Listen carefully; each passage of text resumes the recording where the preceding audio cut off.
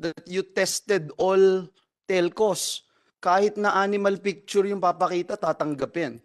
Ibinunyag ng National Bureau of Investigation na maaari umanong marehistro sa mga online application ng mga telecommunication companies kahit nagagamitan ng larawan ng hayop sa SIM card registration.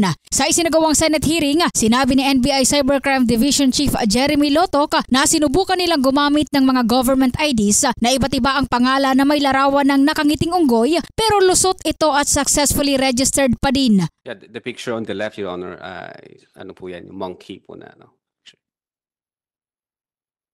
Buti nga nakangiti po. Kasi kung hindi, baka hindi yung binagbigyan yan. Dahil dito hiniling ni Senator Grace Poe ng Committee Chair sa Public Services ang kooperasyon ng National Telecommunication Commission or NTC na amendahan ang implementing rules and regulations ng SIM Registration Act.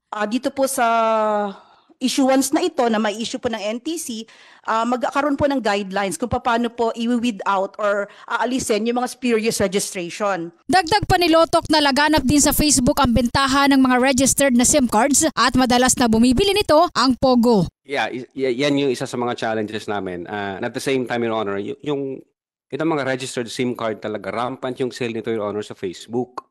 Actually, ang daming Facebook page na nag-o-offer nito.